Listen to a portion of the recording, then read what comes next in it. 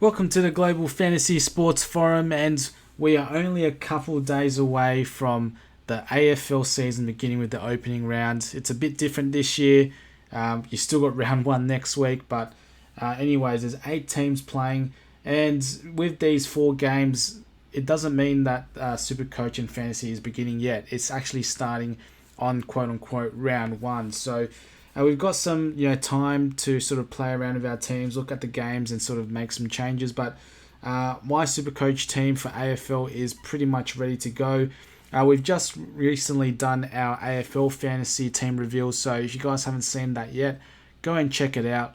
But we're going to be doing an AFL Supercoach team reveal, and by and large, it's very, very similar in terms of how I selected my team, barring a few players. I mean, obviously, there's going to be some no-brainers in terms of players to pick, hence why the similarities. But I can't wait to show you guys the Supercoach team. I'm feeling very good about it.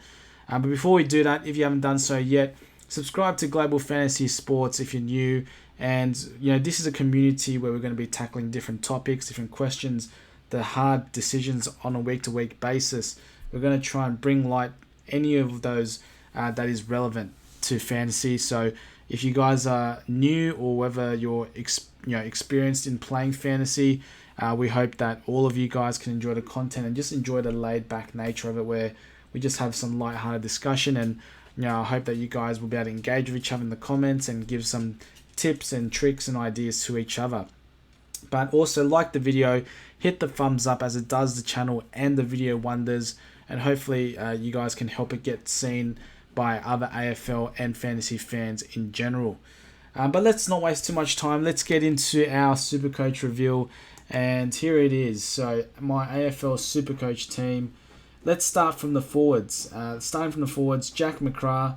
The forwards position in both fantasy and Supercoach is not that deep. So McGrath is looking like the real only star in Supercoach. He averaged 100 points last season, but that's probably a bit of a down year when he averaged 115 the year before, and then 128 the year before that, and so forth. So we definitely know he is so much more capable of what he produced last year.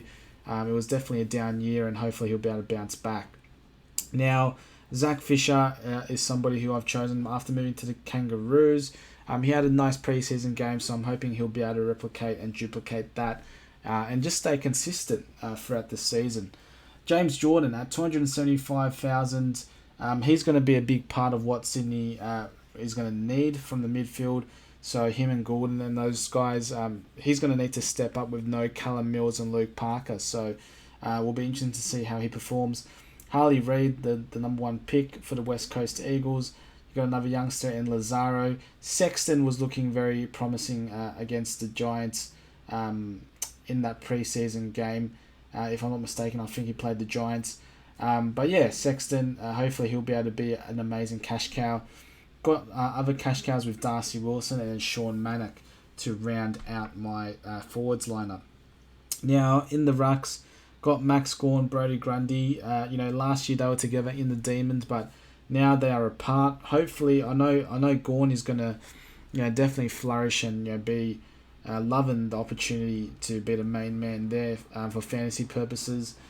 Brodie Grundy, I know you still got Peter Ladhams for Sydney, but hopefully Brodie Grundy will be primarily the number 1 rucksman, as he should, and hopefully he'll be able to produce well for the Swannies. My midfield, so I've got Rory Laird. Rory Laird was key for me last season when I played.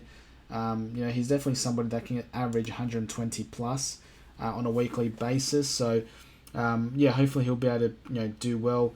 Errol Gulden, I'm hoping he takes another step forward, and hopefully he'll be able to carry the Swans on his back.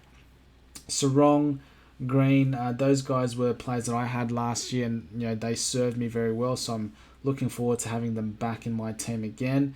And then a few, this is probably going to be a pick that will hopefully differentiate me from other teams. Darcy Parish. I don't think a lot of teams have selected Darcy Parish, but he could be a good player of difference for me.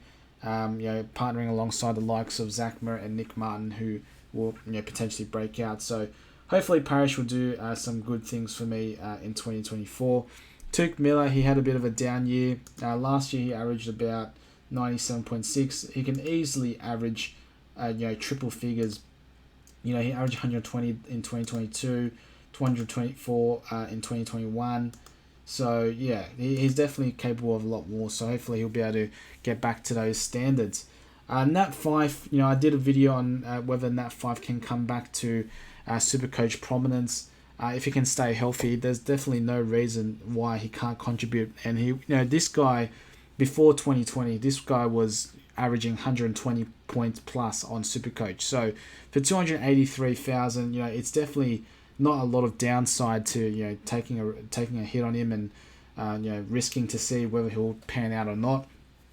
And then you got the rest of my bench: McKercher, Riley Sanders, Jeremy Sharp, and Jai Clark. So hopefully they'll all be good money makers and cash cows for me. Now, going into my defense, Nick Dacos, he was absolutely brilliant last year. Hopefully he continues to keep it up. I know he's got that early bye in round 5, I believe, and I know he's got Hawthorn in round 4, so it could be a bit of a slow start for him, but I'm going to just choose to keep him in from round 1. And then Hayden Young is definitely somebody who, no pun intended, he's still a young player, but he's definitely capable of breaking out this year, in my opinion, and easily averaging into that 100-point mark. Keaton Coleman was somebody who didn't really do too much, 71 points a game, but hopefully he'll have a much larger role with Brisbane this year. He'll hopefully be able to take on more responsibility, and under 400k. Hopefully, he'll be somebody who can make some money, and with the cash cows, we could potentially, if he doesn't, work up to standards, we can potentially upgrade him to a much more premium defender going forward. And then again, just the rest of the defensive lineup is all youngsters and cash cows: Josh Kipkis, Zach Reid, Nick Caulfield, Toby Pink, and Schoonmaker. So hopefully all of them will be able to, alongside with the veterans and the stars of Supercoach, hopefully I'll be able to, have that good balance, have that perfect storm of money makers as well as high scoring, and hopefully we can improve on our ranks for 2024. But there you guys have it. That is my 2024 Supercoach team reveal. Let me know what you guys think. Do you rate my team? Do you think it's trash? Any changes I should make? Anyone I should bring in or take out? Let me know. And look, I'm also looking forward to hearing from you guys. Leave your comments down below. How does your team differ from mine? What are your team selections? Let me know your team reveals. And I'd love to engage with each and every one of you. But take care, discuss away, and we'll see you for the start of the 2024 season. Take care.